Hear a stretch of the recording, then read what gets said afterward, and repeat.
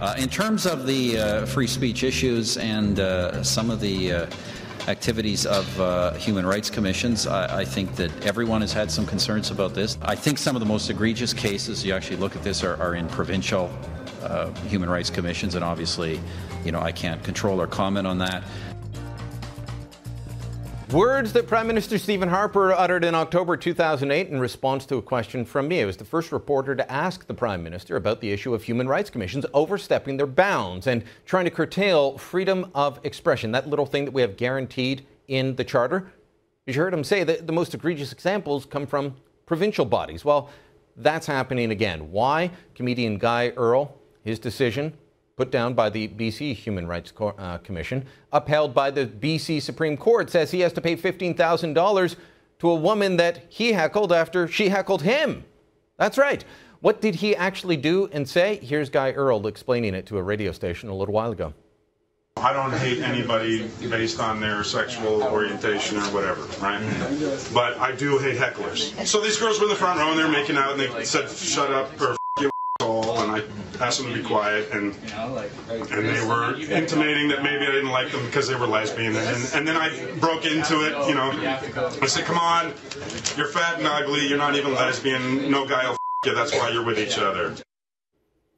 All right, so what did the judge in this case say? Justice John Sigerson says, given the findings of fact, the expression in question is at a low level of significance in terms of the purposes behind the right of freedom of expression. Further, Mr. Earle's conduct towards Miss Party was not simply an expression, but involved physical abuse as well. I believe he may have thrown a glass of water at her. Let's bring in a man that knows all about free expression, but also has perhaps offended a few people over the years. Gavin McInnes is a Canadian writer living in New York. He is the author of The Death of Cool. And Gavin, you've made a career out of shocking people. Are you shocked by this decision of the court to say what he said is a low level of significance, so therefore it's not protected? It's really shocking. I mean, what's shocking is that these people are going after jokes now. They're as insatiable as the Taliban. Every time you give them an apology or an inch, they take a mile, and now they want to outlaw joy. Well, we're seeing that in the U.S. A little bit with this fight going on with Paula Deen. She's been fired from the Food Network. And when I looked into the background, what's it all about? Apparently she told some racist jokes a couple of years ago. And as she said, I told jokes about every race in the back kitchen. You're right. People are going after joy. When you get to the root of this, always be dubious of these cases, because when you get to the root and you find out what really happened, she wasn't having a slavery party. They said, "Have you ever used the N-word?" She goes, "Yeah, probably, just like everyone on earth." And then they said, "Have you ever told racist jokes?" And then she responded in an interrogative and said, "Isn't that what all jokes are? There's rednecks, Jews, blah, blah, blah. That's jokes." This is, the Guy Earle case to me is particularly disturbing because both a human rights tribunal and a court now have said, doesn't matter, you've got to pay $15,000. Remember, human rights commissions, they were supposed to set up to they're not supposed to be punitive. They're supposed to be ways to mediate problems and deal with stuff that can't go in court. She started heckling him. He heckles back. He's left with a $15,000 tab at the end. That is punitive. I don't know about you, but most people I know can't write a $15,000 check without it hurting a lot. A lot. Not a little, but a lot. I mean, I've got that on me right now, but I'm an exception. The very existence of the Human Rights Commission is punitive. They just look how much Ezra Levant had to pay. Just the fact that they exist means you have to pay to defend yourself, whether they get the money or not.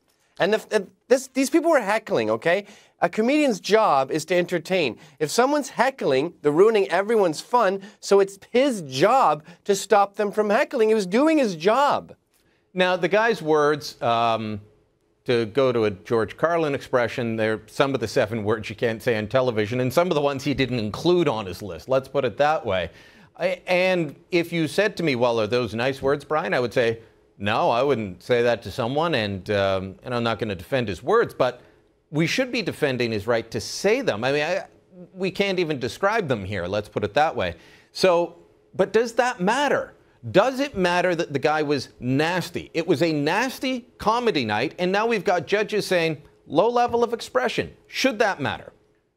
You know what's happened here? We fought hard to separate church and state, And then liberalism became a religion, and now we're back to the Puritanism of the Victorian era. Now we have people who are considered blasphemers. This guy is being charged not for saying something, not for the specifics of what he said, but that he blasphemed the liberal gods. And that's, I don't know how we got here, but we have our own Taliban.